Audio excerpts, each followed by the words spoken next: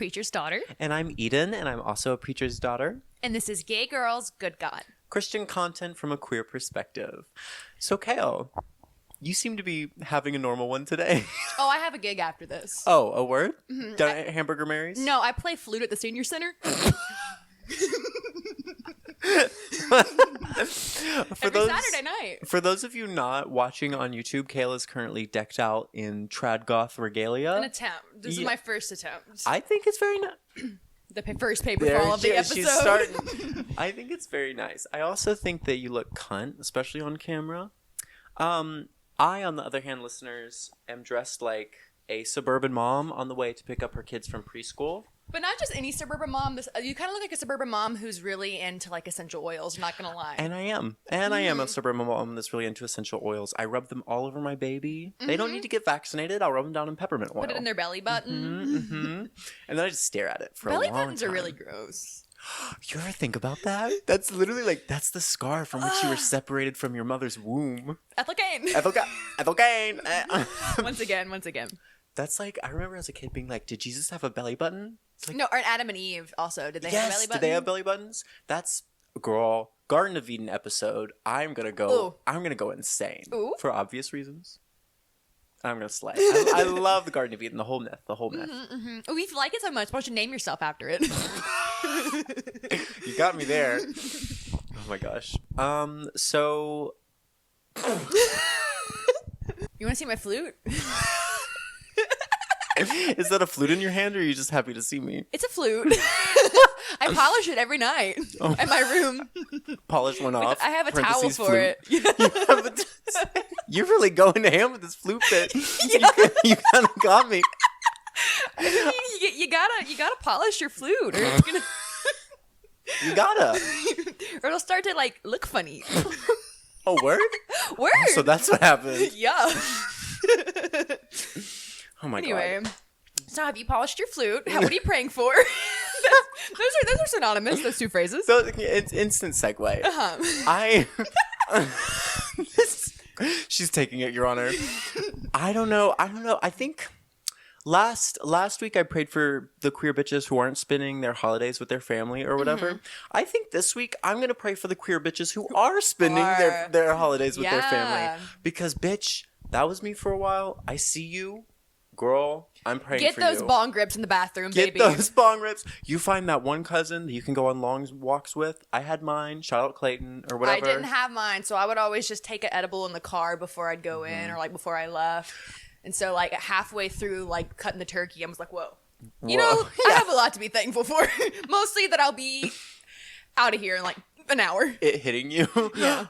The world is full of love. Yeah. Whenever the edible first hits, I'm always just so full of wonder and love. As you should be. You're like, the world is split. Oh, it's edible. Oh, it's okay. I think from the last Thanksgiving that I spent with my family, my cousin, quote unquote, whatever, Clayton has a picture of me sitting there with a coffee mug and a joint, smoking in the woods. Oh, okay. And I look like the world's like seediest meth addict, and I love that picture. You know what? I know which one you're talking about. I was thinking of the one of you with the cup of coffee by the goat. Yes. That's also a good one. That's also a good one. Yes, that's when I went back home and I was serving country. What about you, Sister Kale? Who are you praying for? I don't have a prayer request. I have a praise. Did y'all do praises too? I don't know. I can't remember. I don't think so. We would have prayer requests and praises, and a praise whenever like a prayer request was fulfilled, or whenever God worked a miracle in someone's life. We definitely had that. I don't think we called it that though. People just did it. Word. But I like that. A praise. Yeah. So my praise is I finally got started back on medication. Yes! And we're so proud of you. I don't know what did it. I don't know if it was me screaming and crying, rocking in my room, or like laughing hysterically outside 5 minutes later. I don't know which one convinced me, but somewhere in there. You know what? Dialectics. It is not one or the other. It is between the two that exists the truth. So sliding open the door was what did it for me. Yes, that sliding door from crying upstairs to laughing outside. Crying on the inside, laughing on the outside. But it's the house. Wow. The house? I love The House. Shout out to Netflix The House. The Love House y'all. was great. Did I tell you Mia Goth is the little girl at the beginning? Yeah. Yeah, that's so crazy to me. Shout Her out Mia voice. Goth. Shout out Mia Goth. Yeah. That eyebrowless bitch. She did. That was a movement. She single-handedly started a movement. Girl, mama. Okay, well, first not of all. single-handedly, but First of all, Gaga bleach brows true. cannot be touched. But you have to admit, whenever you started seeing all that pearl shit is whenever the bitches started bleaching and shaving. Absolutely. Bleaching, shaving. Also, I love a red lip and blue shadow. Yes. We need to stop saying, like, oh, you look like a hooker. First of all, most beauty standards start with sex workers. So eat shit. Second of all, blue eyelids, red lip. Mama, 1990s pornography. Get into it. Early 2000s, limited to Libby Lou's. Exactly. I want all of the color on my face. Obviously, you can tell I love a lot of color on my face. You looking like a grayscale picture. Okay, wait. I need to stop myself. We need to stop ourselves. I have a lot written down here. I am so sorry. I geeked out a little bit all over this paper. No! So this episode is probably going to be a bit long and a bit rambly. We love rambling. We love rambling, but basically what we're going to be talking about this week is because tomorrow is Thanksgiving. Shout out Thanksgiving. Thanks living. But are we shouting out today? NPR voice, but are we really shouting out Thanksgiving? We are going to be discussing the Pilgrims specifically. This is Christian content from a queer perspective. Right. So we're going to be focusing a little bit more on the Pilgrims as a group and kind of their impact and identity and how they fit into the modern religious movement within America, while focusing a little less on Thanksgiving, but we are going to go through the story of Thanksgiving as part of a broader, like, the story of Thanksgiving. The story of Thanksgiving. Because the story we were told as kids, like, there's no flaws to it. Like, it is all, everyone lived happily ever after. Yeah, everyone lived happily ever after. They all gave each other big hugs. And they kisses. They gave each other kisses too. Get away. The amount of fear that just filled my body when you leaned in with that black bob and went, kisses? I'm afraid. Mom, pick me up. Oh my God. Did your like kindergarten or school or whatever make you sing that song that was like, the Pilgrims and the Indians? We had That's, first of all, jail. Propaganda. We had a day where we were each given a role and we had to dress as that role and then we recited the story. Yes. I was little Pocahontas. Which is... Mama, layers. There's so many layers. So many layers. Why is a 5-year-old? Did they do that to me? Right. Before, basically, we're going to be talking about the Pilgrims, the way they reveal a lot about the political trajectory, basically, of American Christianity. Obviously, Kale and I are overwhelmingly white. At the moment, Kale is especially white. Mm-hmm. That's why I did it, obviously. Yes. Fuck the senior center. So we will focus primarily on the Pilgrims and other settlers rather than tell the story of indigenous people like themselves. Because that's kind of more of our arena.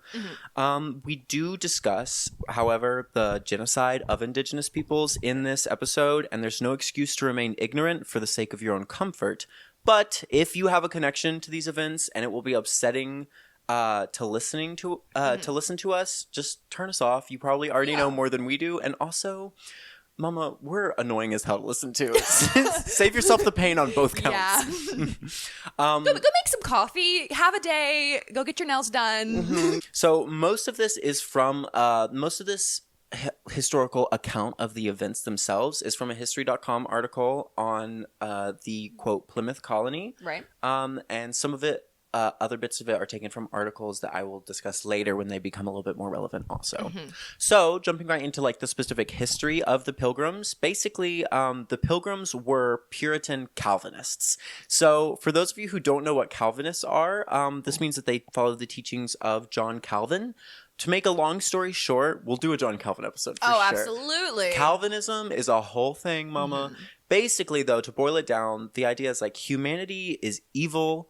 Brute, like humanity is disgusting and we are desperately wicked. God is all powerful and all knowing. He's the omni-God. He's beyond comprehension, and that only a predetermined, pre-selected like group of people will be chosen to go into the kingdom of heaven and receive salvation, and everyone else will burn eternally. So it's very much like a us and them, and it's also a very much like a humanity is disgusting. Brutalize yourself. Brutalize anything for the sake of God. Oh my God. Calvinist, the way that anyway. John Calvin being capitalism. The domino from John Calvin being born to us growing up in the state that we did. Yeah. Mama, doom, doom, doom, doom, doom. Right there. If whenever I get to heaven and when I get to hell. When I get to hell. I'm going down there. Where's John Calvin? When I get to the disco inferno, mama, we're throwing hands. So basically, they were extremist separatists. At the time, the Church of England was Protestant. There was the Catholic Church. The Church of England had already cut off and become like the Protestant. I guess Henry wanted to fuck. He wanted to fuck bad, yeah. mama. So we had a whole new church. But they were like, the Church of England is evil. The Catholic Church is evil. We are Puritans. But they weren't even like the Puritan factions in the Church of England. They were like, no, we have to do our own thing. This did not jive well with England, so they fled to the Netherlands, modern-day Netherlands, to basically start their own little group to be like... The Netherlands, is that the phallic-looking ones, or is that Amsterdam? I think... No. I'm sorry. Scandinavia is the phallic countries. Amsterdam is a city in the Netherlands. Word. The one that looks like a dick and balls. That's Norway. That's no Norway, Russia. Sweden. Yeah. Phallic. But basically they went to the Netherlands. They were like, we're going to do our own thing over here so that they could be religious Puritan extremists in their own isolated community. They stayed there for about 10 years. But then they were like, fuck, our kids are starting to speak Dutch and they're assimilating. No, literally, how are you racist against other white people? They were like, well, they will find a way. They will find a way. One thing about racism, it will find a way to prevail. Mama, I prevail. Racism, I prevail.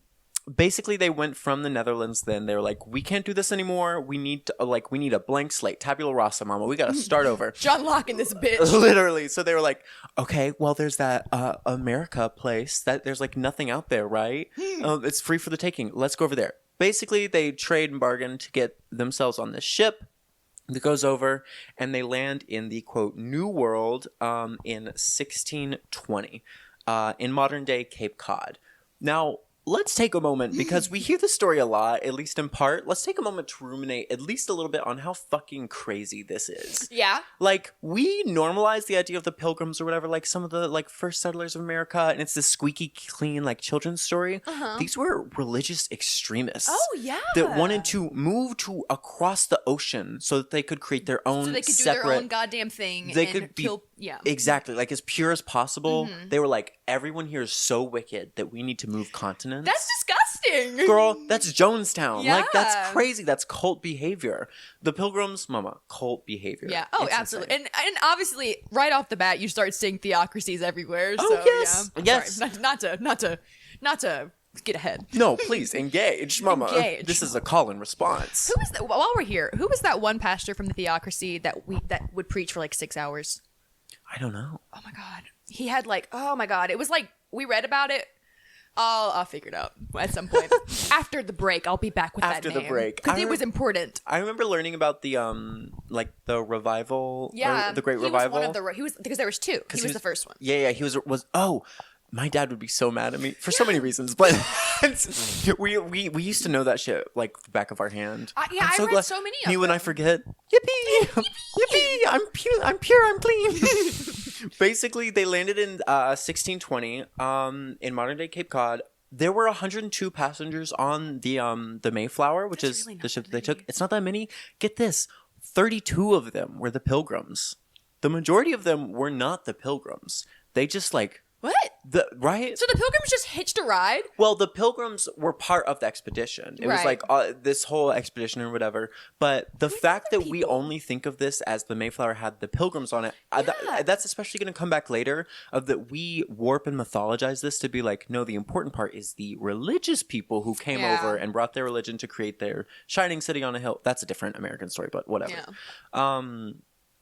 Anyways, there were 102 people at first. But mama, that didn't last long because they arrived in fucking December. So in Cape Cod. Mama, in Cape Cod. Cape Cod, oh my God. Oh my God.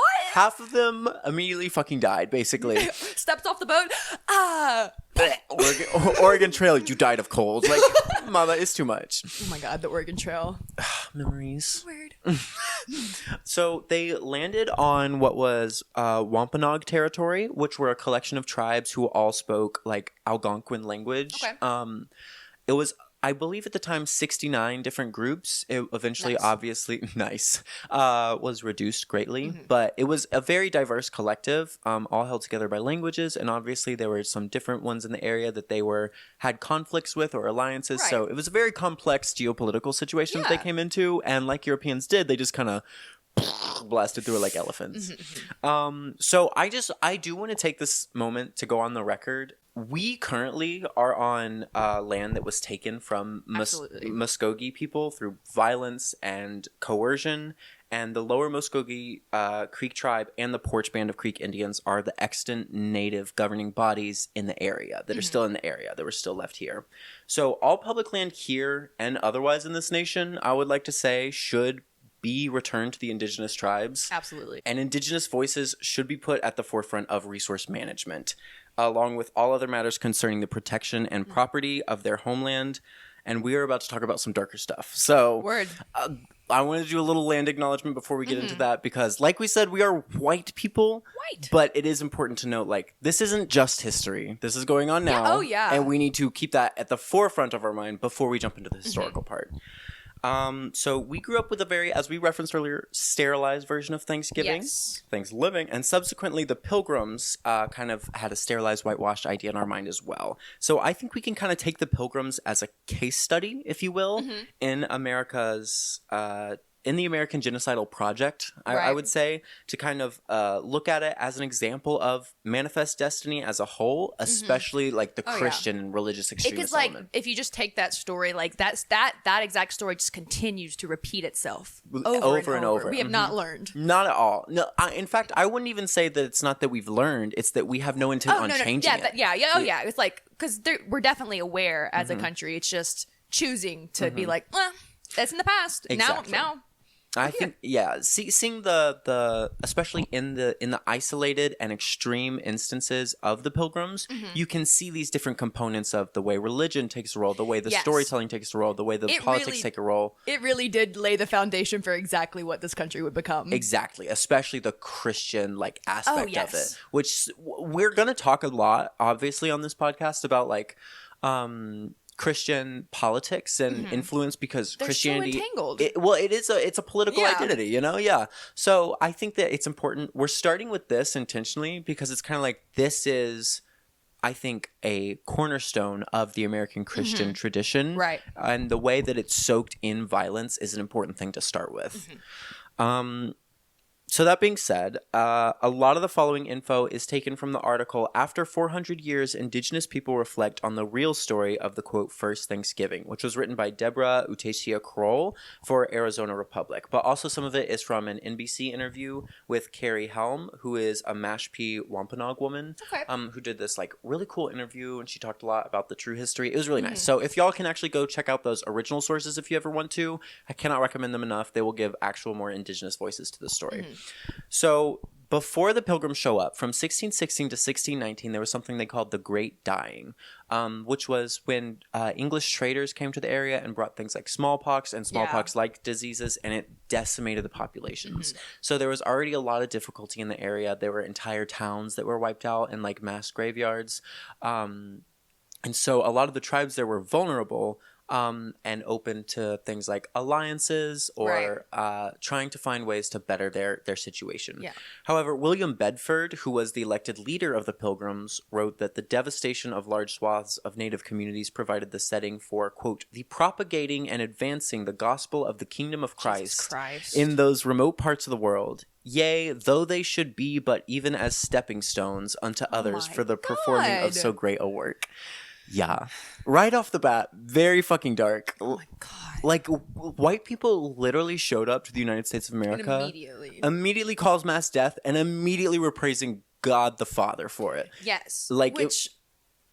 Oh my God. Oh my God. I just, there's just so much there. So much. One little quote, and it's infinite.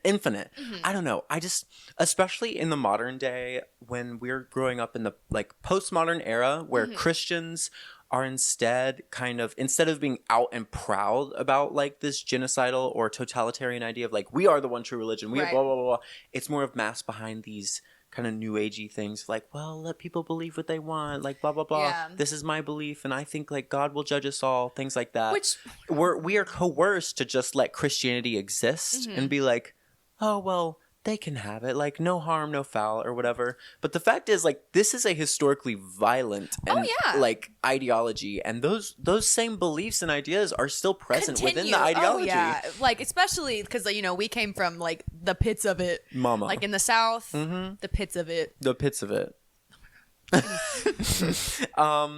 Eventually, the English were approached and then aided by two indigenous men, Samoset and Tisquantum, who was also known as Squanto. Okay. Now, they were English-speaking natives who helped broker peace, basically, with the nearby tribe through Massasoit, Yellowfeather, who was trying to avoid his tribe being absorbed by a neighboring one because of the Great Dying. They were so weakened. Right. So he was like, these Europeans have shown up. They have these weapons that we can't really even defend against. It would be more politically, like, it would make more sense to broker peace than try and resist. Just doing what was best for their people. Yes, exactly. This was out of political convenience. Yeah. Like, to say the most. Right. It's not some like love fest as some people would have you believe. Squanto instructed also the Pilgrims how to grow, quote, the three sisters, which were corn, bean, and squash together. They grew them like together in clumps with a fish head buried in them. Yes, I remember the fish heads. Yeah. And they didn't like grow them in rows because that was fucking stupid. But that's how the Europeans did it. So they let them grow naturally. And they would like help each other, blah blah blah. So he helped them get through the winter. Throughout the entire winter, the local native people were helping the Pilgrims survive, in so many different ways. And eventually, they even just stopped like taking their advice and started planting their corn in rows and started letting their livestock out and stuff like that. So even despite them materially showing them and helping them, the Pilgrims still like abandoned that, which is also a microcosm for like the way we've abandoned so much indigenous knowledge. Oh, this is how we do this.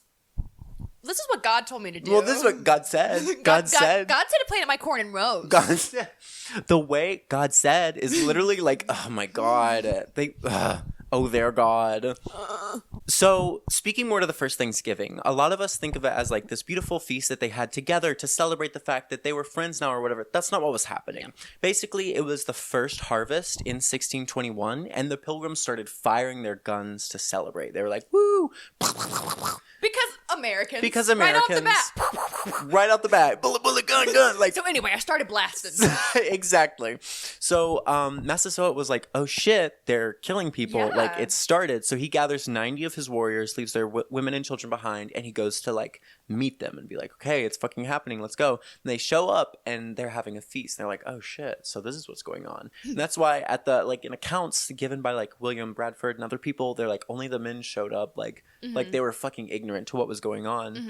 But it's because they were coming to fight. They were ready to protect. Yeah. So they see what's going on. They're like, oh, okay, it's a feast, whatever word. So they then go out and hunt game, like wild game, to then bring back to join with the like so crops. nice. Right? So like literally even at this fucking point, they're still like, oh my God. And then just it's just I remember in this book, Braiding Sweetgrass, which I can't recommend enough, one of the opening chapters, the author talks about how indigenous languages, they are fundamentally incredibly different from a lot of the languages that we grow up with. And they are sadly like going extinct.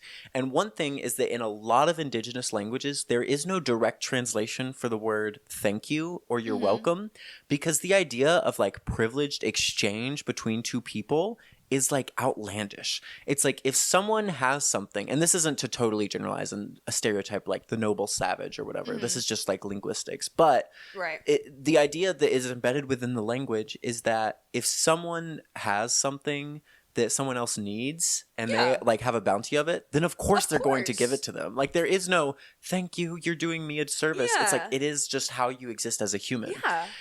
And it's just so fucking like brutal to see that play out in the with the Pilgrims and just them. It's just.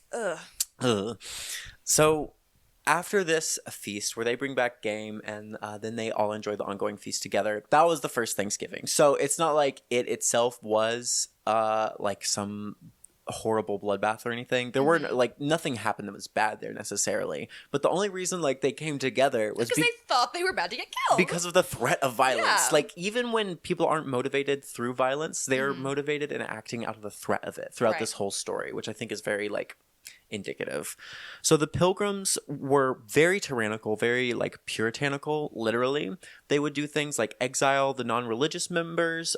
They decimated local wildlife populations. They destroyed large swaths of the land. They abused natives, and they also allowed their livestock to trample Wampanoag crops and towns. And more Puritan colonists came to the area, eventually creating other colonies, them growing together, kind of creating this network. And peace treaties were abandoned.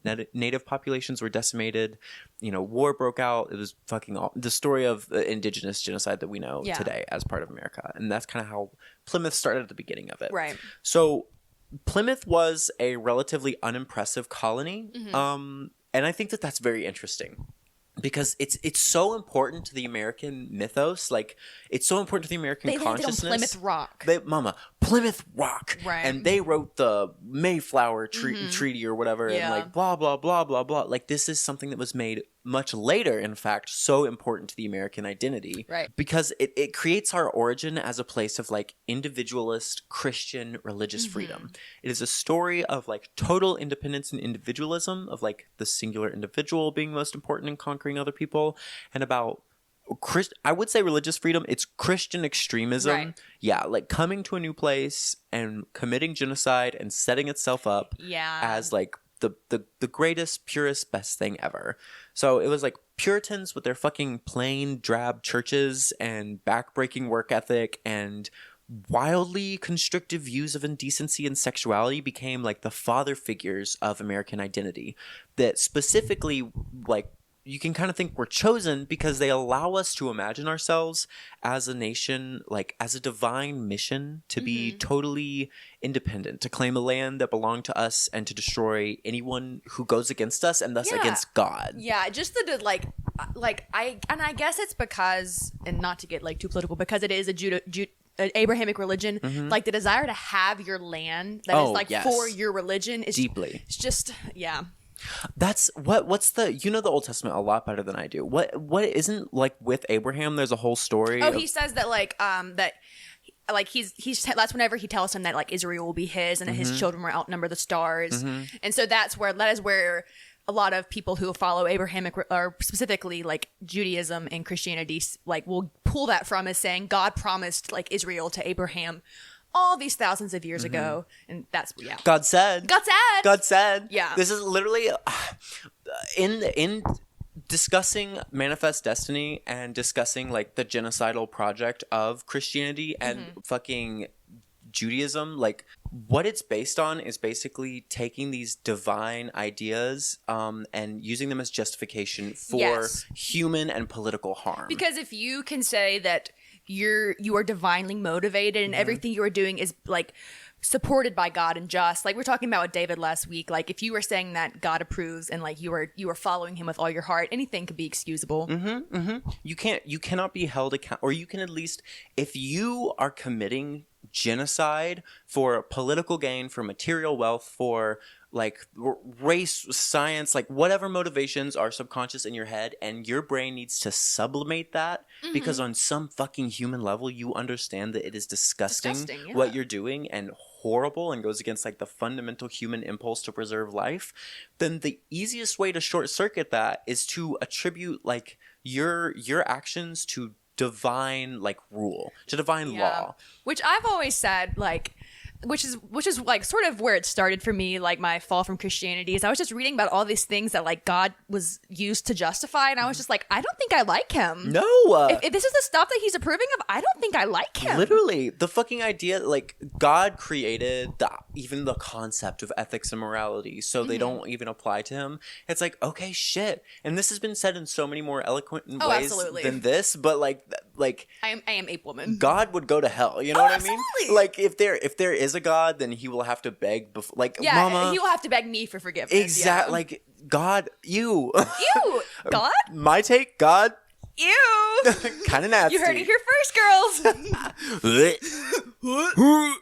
I'm not gonna say that. No. historically, the role that religion has served, like societally, is to explain the inexplicable. Or at least religion is a technology through which to engage the unknowable. Right. And if you are committing actions that are so deeply heinous, they are themselves unknowable, then you have to include religion in your self-explanation. Yeah. Well, see, I always thought that like religion, like with me think about it, is like it started as whenever their kids would ask them why, they had to come up with something, specifically with the afterlife. Right. So like anytime a kid asks why, they're like, oh shit, I gotta think of something. God said. It's literally because I said so. Yeah. God in the Garden of Eden. Well, yeah. Well, yes. Well, yes. But before we do any more, a quick break to hear from our sponsors. Do you have some loved ones who won't shut the fuck up around the holiday season? Does your Aunt Melinda really need to keep her mouth shut about everything going on in Congress? Well, come on down to Kale Senior Center, where we have everything that your dear, dear, dear beloved family could need. We have flute playing in the dining hall. We also have radical deconstruction private sessions, where I will personally come into every room and scream in their face about why they are racist and bigots. Thank you. Well, shit. We were talking about Plymouth and how it's so important. Yeah, it's so important to the American consciousness, but it itself was so unimpressive. And I think while I was researching this, I found this quote from this Time article by Peter Mancall, who's a professor of humanities at USC. And it says, Plymouth's experience reminds us that anniversaries often tell us more about the celebrants or mourners than actual events in the distant past. What happened there had significance for those at the time, but its history has mattered because it served later political goals. Bitch, biting right to the core. That's like what basically none of us have any connection to the actual Pilgrims. You know, none of us ever met any of them. None of us have any connection to like John Calvin or whatever. None of us have any connection to these specific historical events that we're celebrating in this holiday every year. All we have is like the story and the fallout of the movement that they represent.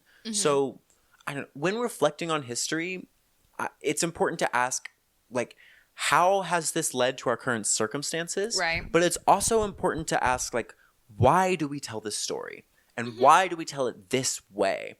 And I think that the story of Thanksgiving, when you get down to it, shows the fundamental, like, strain of Puritan manifest destiny and the subsequent whitewashing that we as a nation and, like, the American Christian movement is founded upon. I think that, like we said, it's like a microcosm. It's literally a colony. We say the Plymouth colony. It's colonialism, a terrible, awful human project. Yeah. And yet we have little kids like dressing up as the indigenous people that were murdered in a genocide running around. Recreating it every year. Yeah, singing songs. Like it has been so thoroughly whitewashed. And I think that like that's how it is with a lot of Christianity in general. Oh, yeah, absolutely. And that's just sort of where you just the point where people don't know where the stories they're talking about are coming from. And not like you said earlier, like they have no connection to it. Not only do they have no connection, like they have, like you said, literally no idea where these stories they're being told originated from. And they just keep on, and it's like a game of telephone. You just keep on retelling it and just gets more and more embellished and more heroic as it goes. And you lose more and more of the truth.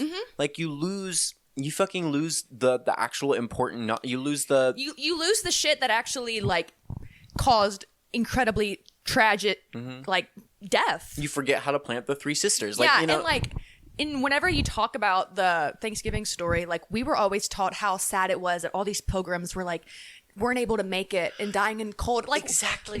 And it's like in the Hunger Games, whenever a Capitol member dies, like they mourn it, but like whenever someone from the district dies, they're like, well. Literally. That's in all news coverage, like now, then, forever, it is deeply disturbing once your eyes are open to it, and then you can never unsee it, and then you can never understand why other people don't see it. That like whenever brown or black people are dying, it is no one gives a fuck. No one gives a fuck. It is nothing. It is this many casualties. Bomb exploded. Like the passive voice is used in news coverage. It's awful. More people have been killed in Gaza than in the Ukraine war, and the Ukraine war has lasted 3 years. More people, I think more children have been killed in Gaza in 1 month than like all U.S. casualties of Iraq combined, period, ever, which is insane. And yet the media is still reporting Because do you remember all those Ukraine flags we saw out? Girl, I will never. And also the political, like the political response from people in power. It was a totally safe and like celebrated thing to say like, we stand with Ukraine, even though we're not Ukrainian, we don't have any connection to them, whatever. But as soon as it's standing with like black and brown people, right, it is politically like it's infeasible. A complex issue. It's a complex issue. You really shouldn't say that. You blah blah blah blah blah blah blah. It's fucking insane. Yeah, it's. And I think that is like smart to point out, like growing up and hearing like these poor pilgrims, they died in the cold. Bitch, why'd you fucking come to the United States in December? Yeah. Like, what are you doing? What the fuck? Oh, I'm sorry. Did the colonists die? Oh. Were they trying to be totalitarians and then they got a little cold? Oh, I hope you see John Calvin in heaven. Oh, are you one of the pre-selected? Oh, you're dying? Oh, guess what? You get to go be with your Lord. Yeah. Look at you. I think all the time about that. What's that? I think Paul wrote it because he wrote everything. Yeah, that's basically. Like if it was confusing, Paul wrote it. Right. It was a thing. It was like basically saying some people ask like, why don't I just fucking die if it's like time to go? And he's like, well, you just can't. You're here to like do God's work, and when you die, celebrate. And I was like, okay, word, Paul. I don't know. We need to No, I can't say that. Word. You know what? We need to convince Christians if they really believe in heaven that like, mama. Go. That's. Oh no. we're going to jail for that one. Yeah, sorry. You know what? I'm not going to say how. I'm just going to say. Grandma, please make it till next year. I hope you enjoy it soon. You know, like I hope you get to Safe enjoy travels. heaven. How do you see this story kind of branching out through more modern, like manifestations of Christian totalitarianism or Puritanism or separatism? Well, I think really with any issue that you take on, because like even if you take away the genocide and just look at like the principle of my ideals can justify this and I'm doing the pure thing, you can really look at any issue, what's the word if it's not bipartisan? Partisan. Yeah. My bad. You need to look at any issue because the two-party system is a joke, first of all, but like Republicans are basically Christians, and so anytime they take an issue, it is automatically becomes an issue of righteousness, and so you can take the smallest thing, something that like human rights, and like the right to exist and the right to have autonomy over your body, and it becomes an issue of morality and an issue between you and God. And their way is the just and the right way, and therefore it should be the way that everybody does it because they are the one. God said so. God said. The fucking tweet that's like conservatives be like, this is how I want to live my life. Everyone else, okay, cool.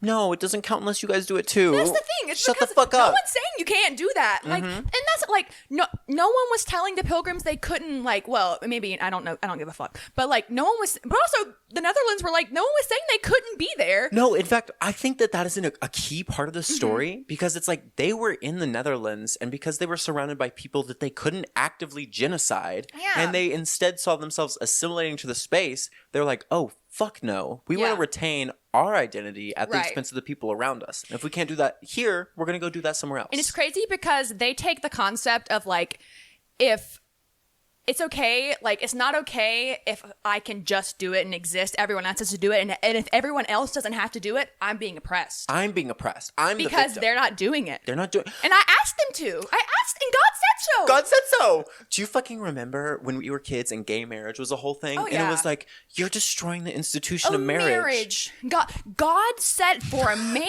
and a woman to be joined as one. Girl, that fucking I don't know. It's been said to death, but literally just don't get gay married, bitch. Yeah, like, and if you think it's a moral issue, okay, girl. Okay, girl. That's that. And every single other thing we've talked about, I think is just an example, again, of like the modern Christian movement is the back door. It's the fucking Christianity and religion serves as sublimation. Its whole role in society right now, like American society, is to give the powerful and an excuse and a reason and a foundation upon which to like propagate their ideology when all other reason fails. Like, we like to pretend we are a people and a society and a world built on facts and logic and science and reason or whatever, but we're not. It's all fucking emotions, and it's all about like who has the power to enact. And who's the angriest? Who's the angriest? Well, that doesn't actually matter. Who's the angriest and also the loudest and also has the most people in power? It's all about power. And whenever the people in power are forced to justify themselves in like democratic, at least partially democratic systems, are forced to appear like they are acting out of sincere intention, whether for their own sake or for like constituency's sake, then religion is like this easy glowing red exit sign of like, here's the trapdoor, here's the escape, use this. And that's why it's always so interesting to see these Republican candidates that you, again, going back to two-party system. Like, that's how it's so easy for them to gain support. They just go to a church and talk about gun control. Go to a church, talk about gun control. That's it. Talk about the institution of marriage. Talk about the sanctity of life. And bada bing, bada boom, you're a candidate. You're a candidate, girl. We are obviously going to have to talk a lot about Ronald Reagan eventually. Oh my God. But living in a post-Reagan world, it is so bizarre to think that there was ever a time, honestly, a very brief time, when like religion and politics were not so deeply intertwined. And also, you know who else can be blamed for that? Communism. No, literally. Because like everyone was like, oh shit, a lot of the Christians are kind of down with the socialism, so let's attach religion to capitalism, and then bada bing, bada boom, God said so. Which is in large part because of the Puritan origins. It just all comes back. It all comes back. John Calvin, we will have your soul. Like, fuck you, John Calvin. Your balls are mine. John Calvin, your balls are mine. Real.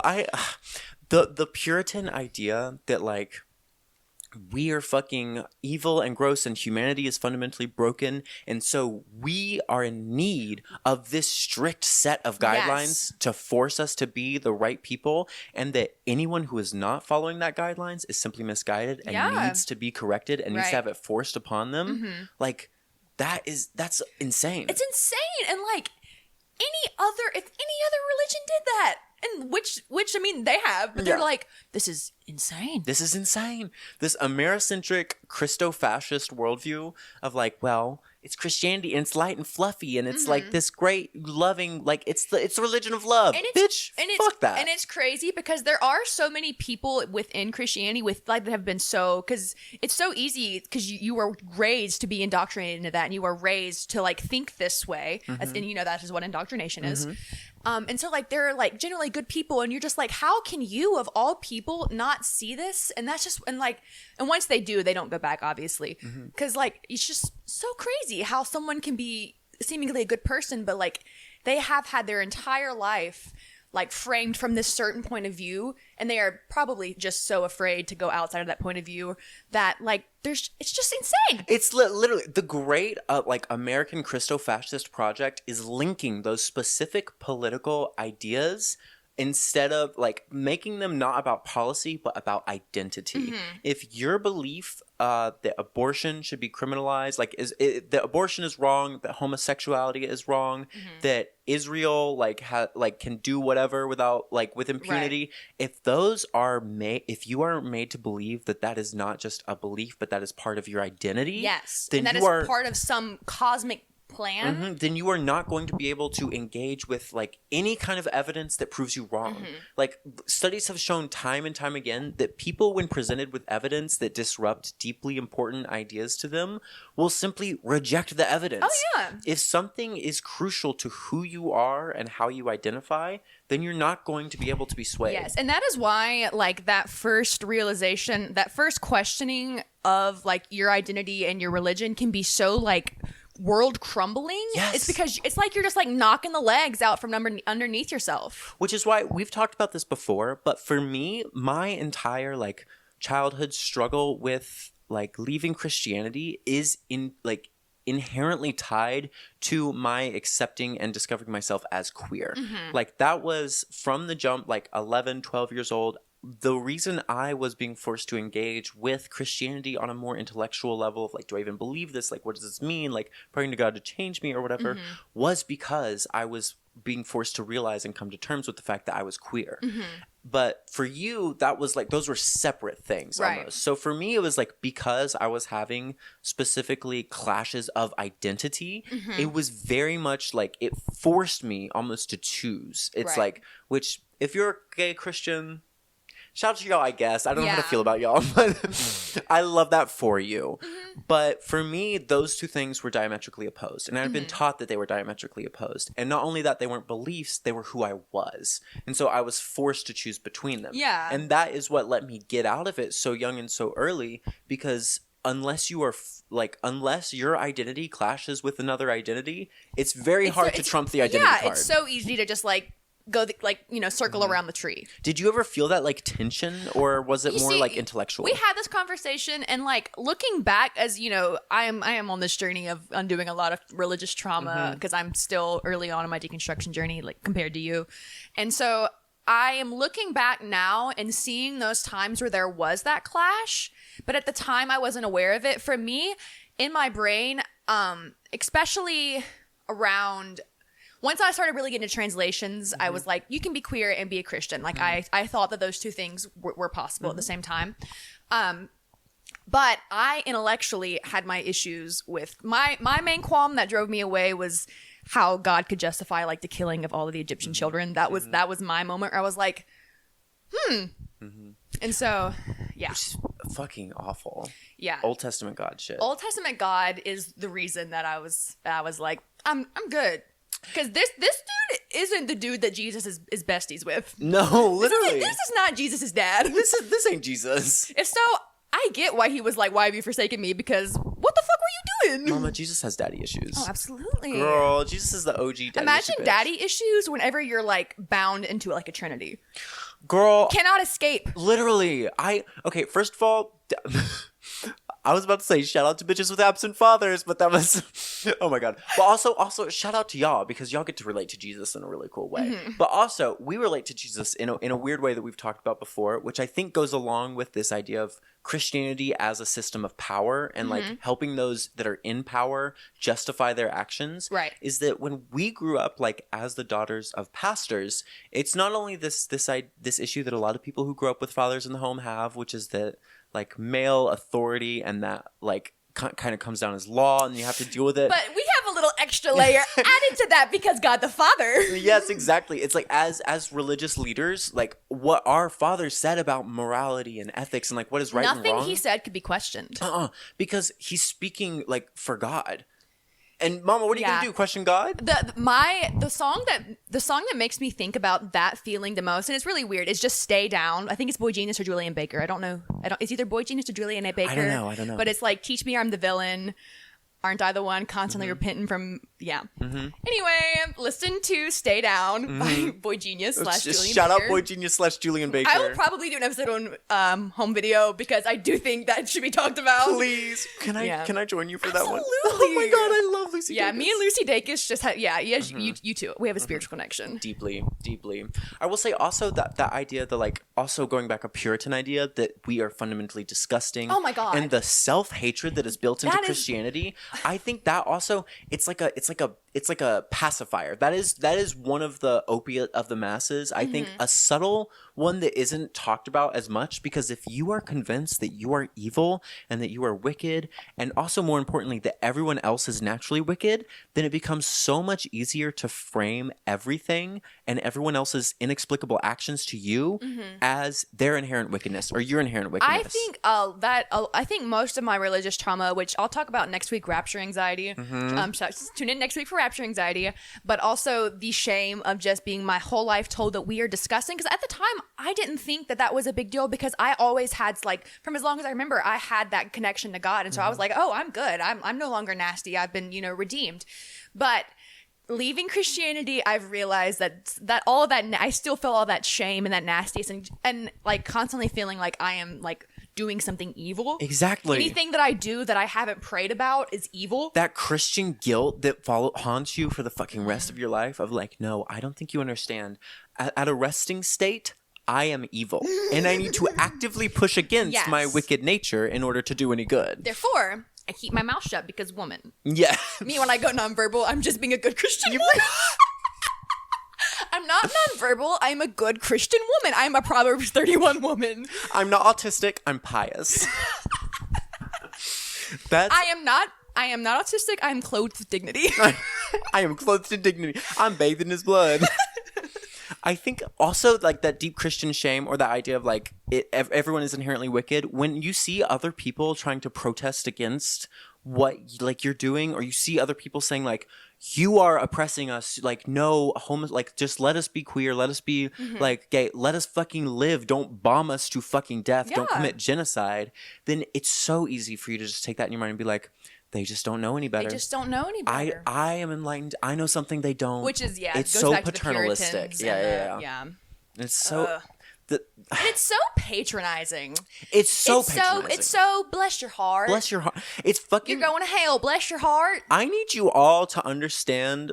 Like, I know that we are few, we are small, and we are very like small in power, but all of the fucking wickedness in the world is a function of power.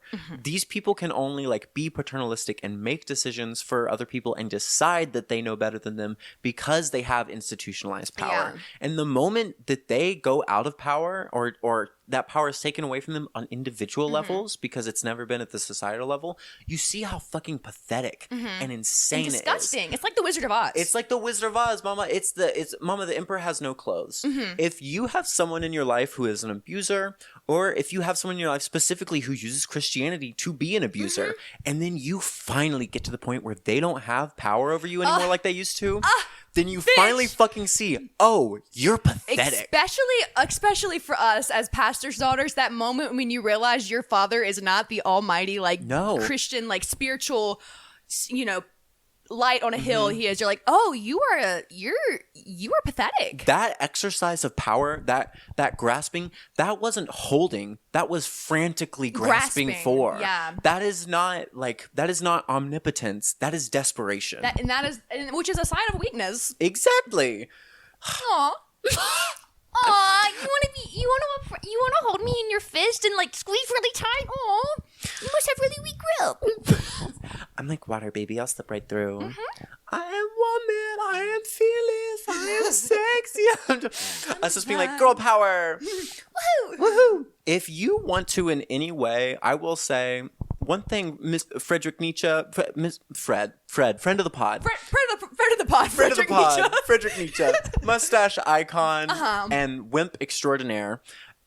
One thing about the will to power that I think he understood fundamentally is that morality, and also shout out to Foucault, bald icon, friend of the pod, morality and ethics are a function of power. We see this like echoed back like uncontroversially when we all say, to the victor go the spoils. Absolutely. Like the story is told by the winner, the victor. We see that with Christianity. We see that with the United States specifically. We are standing on, like I said earlier, like this is indigenous land. Yeah. We are all on indigenous land. We are all standing on graveyards and fucking burial sites and sacred sites and homelands of people who were destroyed through fucking awful human, like mind-boggling violence. Existing on the land that they lived on. That was theirs. And that's still going on now. Yeah. That's going on in Palestine. That's going on right now in the fucking Congo, like everywhere. And it's when they have power, they are able to construe this and conceptualize this through other systems of power, like mainstream journalism, through their own propaganda, through like manufacturing consent in all these different ways, that this is moral, this is just, this is the only way it can be. That's another way that I think of, because like you said, there's a lot of different ways you can look at Nietzsche's quote, religion is the opium of the people. One of my favorite ways to look at it is like none of this really matters, and you can kind of numb yourself to this because this isn't what matters. This life is not what matters. What's on the other side matters. And so you can justify any of the man-made horrors beyond your comprehension because God's ways are higher than our ways. In fucking Animal Farm, when they're talking about like Candy Mountain or whatever, and like the crows. That's Charlie the Unicorn, actually. Candy Mountain Charlie? Yeah. Well, I'm confusing my animal-based media. Both equally important to the rise of socialism. Kidneys, you gotta share your kidneys. Hey, mama. Salute. Yeah. Oh man, they took my fucking kidneys. Salute. Oh God! Shout out llamas with hats. Llamas Carl. with hats. Carl. Oh, I did not know that. Shout out to Jesus Christ. You would have loved llamas with hats. I know you would. Us immediately going, religion is the opium of people. Candy Mountain Charlie. We're so quirky. Yeah. Oh my God. I also forgot like what we look visually right next to each other for a second. You're out cunting me. What do you mean? What are you talking about? That's me when I wear heels in public, and I'm like, why are people staring? Girl, you're 6'5" right now. Shut the fuck up. Girl, get your head in the game. Get you a basketball. Girl, get your... I cannot tell you how many times I have gone out in public and like, it's always old people for some reason. They love to ask what sport you play. They love to ask what sport you play. I also think it's old people because they have bad vision. So I pass with really old people from like a good 10 feet away because they're like, is that a girl? Long hair. I've been asked so many times, do you play basketball? And I'm like, no, ma'am. And they're like, oh. No. You know, I answer my deep ass voice, and they always get a look on their face that tells me, oh, you thought I was a woman. That's why you asked. Like, you're a tall ass woman. Oh, tranny. Like, it's too much. Maybe I should play basketball. Maybe. Airbud, but it's me. Instead of bipedal. Airbud, but I'm bipedal. Airbud, but I'm a human person. So a basketball player. Air training. Oh my God. Such is life. Such is life. Well, we run the gamut of human emotion and have very, very clunkily touched on colonialism and things like that. Yeah. I will say, as many like missteps or whatever as I've made, all I can say is if you have the ability to assist in any land back initiatives, in any support of Indigenous people, do it. Do it. Right now, the Supreme Court this year fucking decimated a lot of Indigenous rights, especially when it comes to water access. And it's a fucking problem. So if you can donate to the Navajo Water Project, please do. And if you can support land back initiatives, please do that as well.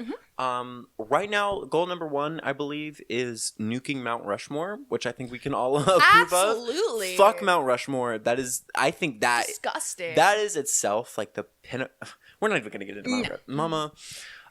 So support how you can, and also every Thanksgiving when you're telling yourself the story in your mind or reminiscing on the story that you grew up with of Thanksgiving, try and remember who those narratives serve and why they're passed down, and try to gain a framework that lets you every year as these occasions come by instead ruminate on the role, like the American project. How do we get here? What role did Christianity play? And why do we keep on celebrating the victors just because they were the victors? Yeah. Happy Native American Heritage Month. Yeah, absolutely. Stare into that green bean casserole and just have some existential dread. I think it'll be, I really think it's good for everyone. I think that if your uncle can be racist at Thanksgiving dinner and make everybody uncomfortable, you can be a fucking communist at the Thanksgiving table and make everyone uncomfortable. In fact, it's your duty. It is your duty, actually. if you don't have to leave in tears, you didn't. No, I'm just kidding. Don't leave in tears. But I'm a firm believer in a little spicy conflict. Even though I won't be the one to start it, I will be absolutely thrilled that everyone else is taking place. Everyone else is taking part in the conflict. You sitting back like, yes. So after all of that, Sister Kale, do you have a verse of the day? I do. Okay. My verse of the day kind of ties in, and I didn't expect it to because you'll know whenever I'll explain it later. I love Paul. I think he is Paul Mescal? Yes, Paul Mescal. I think that he is a silly little guy who confuses everyone. But it's very obvious he was just desperately trying to get people to understand him. Yes, he was frantically writing. That's why he talks in circles. It's because he's just like trying to like make sure you get it. But what? Oh, sorry. I unironically think that that influenced my writing style. But stream of consciousness. Mama, I'm going in circles. We're running around. We're going around. I want to make sure you bitches get it. And I will not stop until I either feel that you understand me or feel a sense of rejection, because I don't think you ever will. So So I would be reading 1 Corinthians 7. This is my favorite verses, by the way, in the Bible. I would be reading 1 Corinthians 7, 6, and 7a. So 1 Corinthians 7, 6, and 7a. I say this as a concession, not as a command. I wish that all people were just like me. So true, bestie. And I think that... I say this as a concession and not as a demand. First of all, okay. He's talking about staying unmarried, which I think is funny to note. He's like saying it's better to stay unmarried, but if you horny bitches can't put yourself together, fucking get married, because it's rather you be married and be a whore than be single and be one. That's every asexual bitch being like, if you have to do it, Jesus Christ, just Yeah. I love that. But yeah, I definitely think that that's something that Christians, like, I wish everyone was like we are. Let's make them. No, that's so representative Yeah. for sure. 'Cause that's a very like, well, in my own experience, this is what morality is. So I think everyone should do that. Yeah. And I can't understand why, but I guess if you have to not, like. That's why I think the rest of it in context is so funny, because Paul's saying like, I wish everyone could be unmarried like me, but if you can't keep it in your pants, at least tie her down. You know? Tired of the bed. Tired of the bed. Tired of the bed, mama. Paul being like, and then he took out his throbbing. Not me though. Y'all stay safe. Not me though. Y'all say ancient Hebrew smut. Paul just couldn't get laid and he was mad about it. Yeah, probably not. Because he wouldn't shut up. Girl. He would go on a date and be like, so anyway, I do the exact thing that I want to do, but everything I do want to do, I don't do, but I do the things that I don't want to do, but I don't do the things that I do want to do. I feel more connected to Paul than ever. Me on a date. So can I tell you about how I think Neon Genesis Evangelion is about Lacanian theories of psychoanalysis? Can I tell you about how I think it's about the mother? Girl. Yeah, so that's my verse of the day. I love that. So that was one of your favorites, like, back in the day?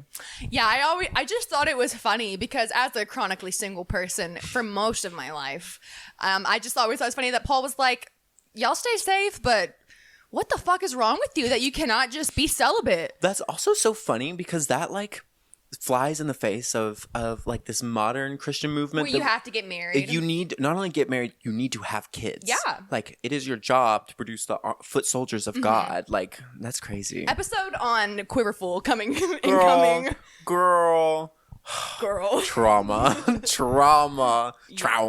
But I think that does it for this episode. I'm sorry that it was such a downer. Yeah, sorry we but weren't that's like... American history. Hey! Next week we are going to be doing something a little bit more fun and lighthearted. Rapture anxiety. Rapture anxiety.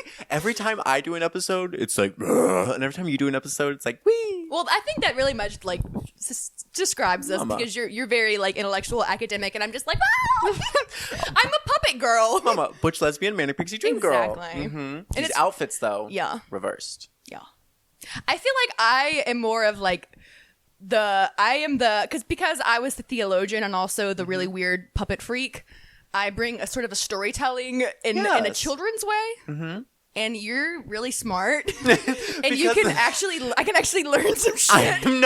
I'm not really smart. I think that if we're taking this back to our origins of like our Christian origins, you were like, you did music, you did puppet ministries, children's ministries, all that stuff. You're a storyteller, you're an entertainer, whereas I, at a young age, decided it was bullshit and felt like I had to prove it. Yeah. So I'm a researcher and agitator, and I'm the opposition. Yeah, so I need to find who I disagree with and talk about why I was in the fellowship hall, like juggling, being like, "For God so loved the world," and you're sitting at the table like, "This is a bunch of bullshit." Me as an emo kid. What the fuck are they doing? I was so emo, sitting in the pew with my swooshed bang, like, y'all don't get it. Standing up to sing. May all acquaintance be. Me with smoky eyeliner, oh love divine. Oh, Love Divine was my favorite hymn. Yeah, that's just the story of being gay growing up in the church. Real. But you know what? At least God is gay all the time. All the time. And you know what? All the time, God is gay. Goodbye. Thank you all so much for listening to today's service. And as always, thank you to our music minister, Brother Sam, for creating that beautiful piece of music that is our intro and outro. And if you are a visitor with us today, if you don't mind hitting that subscribe button and rating us 5 stars wherever you're listening. And if you love the show next week when you come back, why don't you bring a friend? And remember, God is gay all the time. And all the time, God is gay.